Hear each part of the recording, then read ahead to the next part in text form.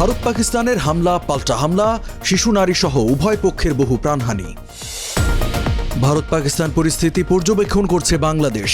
ঢাকামুখী 3 ফ্লাইটের পথ পরিবর্তন। দিল্লি ইসলামাবাদকে সংযত হওয়ার আহ্বান আন্তর্জাতিক মহলের, বিশ্ব নেতাদের উদ্বেগ বিবৃতি। খালেদা জিয়াকে জাতীয় অভিভাবক হিসেবে চায় বিএনপি, সাবেক প্রধানমন্ত্রীর জনপ্রিয়তা কাজে লাগানোর পরামর্শ।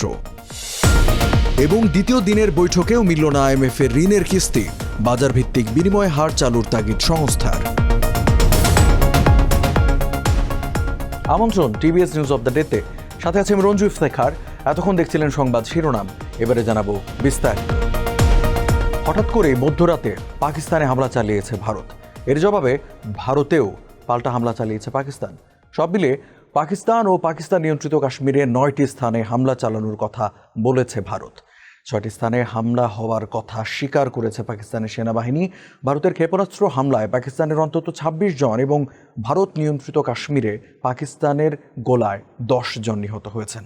কাশ্মীরে পর্যটকদের ওপর ভয়াবহ সন্ত্রাসী হামলার পর পারমাণবিক অস্ত্রধারী 2 প্রতিবেশী ভারত ও পাকিস্তানের সম্পর্কে চরম অবনতি ঘটে। ভারত নিয়ন্ত্রিত কাশ্মীরে কয়েক দশক ধরে চলা বিদ্রোহে হাজার হাজার মানুষের প্রাণ গেছে। কাশ্মীরকে পুরোপুরি নিজেদের অংশ হিসেবে দাবি করে ভারত ও পাকিস্তান, 2 দেশই। কাশ্মীরের পেহেলগাঁওয়ে ভয়াবহ সন্ত্রাসী হামলার 2 সপ্তাহের মাথায় সামরিক সংঘাতে জড়িয়েছে ভারত ও পাকিস্তান। 2 দেশের মধ্যে চলমান পরিস্থিতিতে উদ্বেগ প্রকাশ করেছে ঢাকা।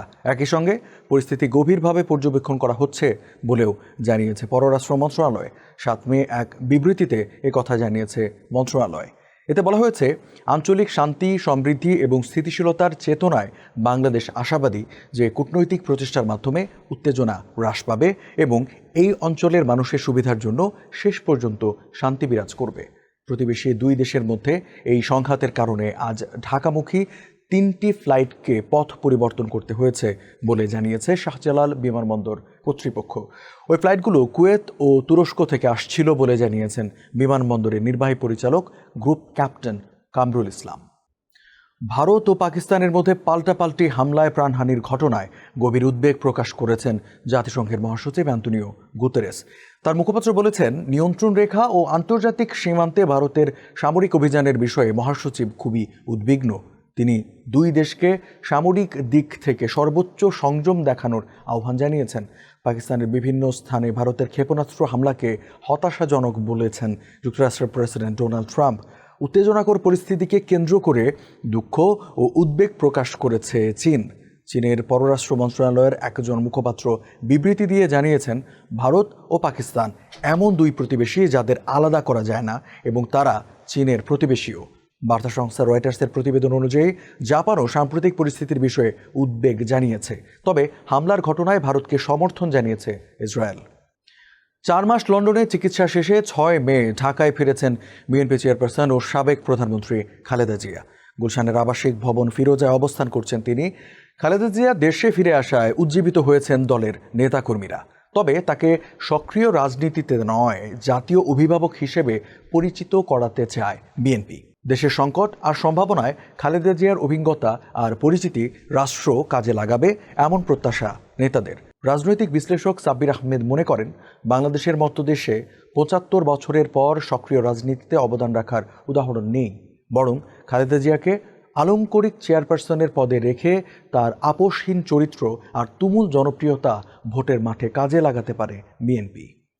আন্তর্জাতিক মুদ্রা তহবিল আইএমএফের সঙ্গে গত 2 দিন বৈঠক হলেও মুদ্রা বিনিময় হার নমনীয় করার বিষয়ে ঐক্যমত্যে পৌঁছাতে পারেনি বাংলাদেশ। তবে সরকার মনে করছে, ঐক্যমত্যে পৌঁছানোর সময় এখনও শেষ হয়ে যায়নি, আরও আলোচনা হবে। অর্থ মন্ত্রণালয়ের অর্থ বিভাগ ও বাংলাদেশ ব্যাংক সূত্রে একথা জানা গেছে। মার্কিন ডলারের বিপরীতে বাংলাদেশের মুদ্রা টাকার মান কত হবে তা বাজারের উপর ছেড়ে দেওয়ার শর্ত পূরণের উপর নির্ভর করছে আইএমএফের চলমান 470 কোটি ডলারের ঋণ কর্মসূচি থেকে 4র্থ ও 5ম কিস্তির অর্থ বাংলাদেশ পাবে কিনা। ঋণের কিস্তি ও শর্তের বিষয়ে সর্বশেষ 5 ও 6 মে অর্থাৎ সোম ও মঙ্গলবার ভার্চুয়ালি আইএমএফের সঙ্গে বৈঠক করেছে বাংলাদেশ। বৈঠকে বাংলাদেশের পক্ষে নেতৃত্ব দেন কেন্দ্রীয় ব্যাংকের গভর্নর হাসান এইচ মনসুর। তিনি ফোনে প্রথম আলোকে বলেন, আশা করছি আইএমএফের ঋণ কর্মসূচিটি চালু থাকবে। দর্শক, এই ছিল আজকে টিভিএস নিউজ অব দ্য ডেতে। এতক্ষণ সাথে থাকার জন্য ধন্যবাদ সবাইকে।